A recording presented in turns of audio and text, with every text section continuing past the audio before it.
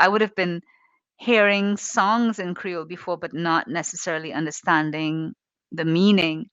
But I started learning from the children. So I was teaching them English, but they didn't know that I was learning Creole from them in the courtyard. And then eventually I did take the opportunity to learn through a tutor. I was able to get some Creole classes because I was interested. I wanted to figure out this secret code.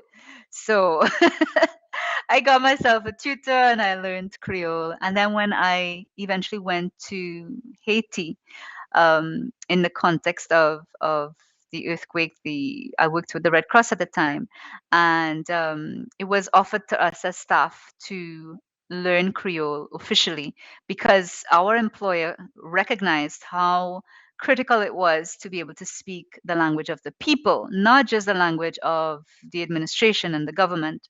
Because we were on the ground, we were, delivering water and medical assistance and so forth to the people. And so many of us colleagues did take the opportunity to learn Creole, and that's and I still have the book somewhere around my desk here.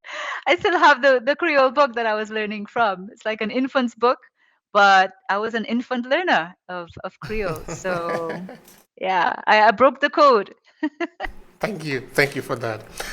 All right. Now, another thing that I really find interesting in your work, in the way that you refer to language as a connector, is that in our demography, this is a very important thing, no? In that many people in in that demography are in the diaspora, the African diaspora, no?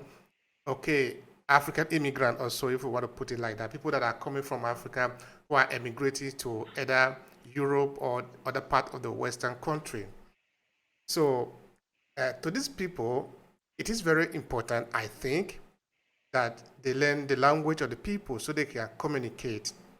Because immigration sometimes is a very funny thing, in that you will say, okay, I'm traveling from maybe Ghana or Nigeria to maybe France or UK. I will just go there. In 2 or 3 years, I will be back. That's all.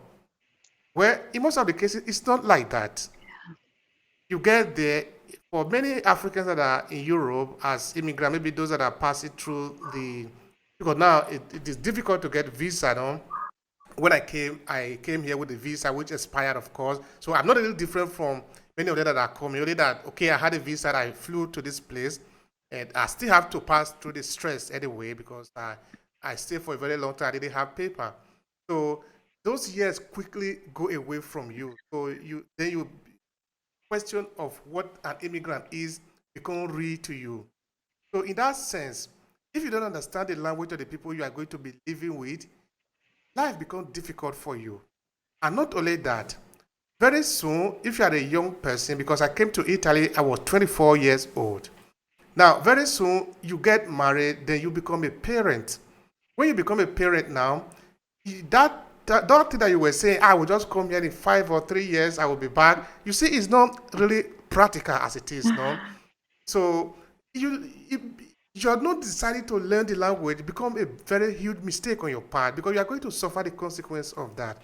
Because like you are saying, now you don't understand the language of the people. How are you going to be able to understand the people? How are you going to be able to interact with them? This is a problem I have seen a lot, at least among many Nigerians in Italy. And it is true if you go also to France, to Germany. Okay, if they were to travel maybe to UK or to US, it's a different thing because they speak English, no? But I'm really interested in the language because everybody in this world is not going to speak English. If you are an immigrant, or maybe you are a person who decide to leave your country to another country, and you want to connect. So I want you to speak to that, the importance of learning the language of the people so you can connect, so you can communicate. Absolutely, Obey. And you've opened up a Pandora's box there. I have to figure out where should I start. But the first thought that comes to mind. So I have also been a migrant to the countries where I traveled and I lived and worked and settled for a while. And but the thing that really strikes me, I would say, is right here in my own country. So right now, Trinidad and Tobago is host to a wave of Venezuelan migrants since 2018 in particular, since the presidential elections of 2018, and the economic and political crisis in Venezuela, there has been a massive movement of Venezuelan migrants to my country. Now, we've had Venezuelans coming to Trinidad and Tobago for decades, for centuries even. And Trinidadians going to Venezuela to go shopping. So we've had friendly relations with Venezuela as our neighbor for all times. But because this was such a huge influx in a short space of time, literally overnight, what happened here in Trinidad and Tobago was a very strong reaction. So in the first instance, yes, a sense of solidarity that okay, we hear what's happening in our neighboring country, we hear about the difficulties, and yes, we welcome our neighbors. But as you said, as time goes on, and then people settle, they're not just here temporarily and then planning to go back to their home because many of them traveled without their families. They came here to try to seek a better life, to find a job, to earn some income to send back home to their families, and then eventually go back to Venezuela. That's what many of the business I speak to, that was their plan. But that was 2018. We're in 2022, and they're still here. And so, what has really struck me in my own country, the experience of being host to migrants, is that the sort of honeymoon period was quickly over in terms of that expression of solidarity towards our Venezuelan neighbors. And now more and more the conflict is rising. So there's a lot more conflict around the presence of Venezuelans in our country.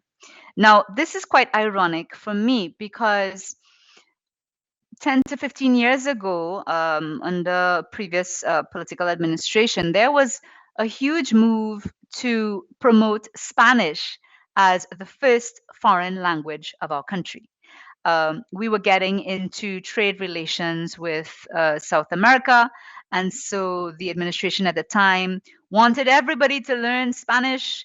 There was a massive campaign where street names were being converted into Spanish and English signage. We had bilingual street signs. When you would go into the government offices, the signage was bilingual. And so there was a massive push to get our population, our English speaking population, to learn Spanish. And here it is 15 years later, we have a tremendous opportunity to be able to speak Spanish, practice Spanish, perfect our Spanish because of the presence of Venezuelan migrants in our midst.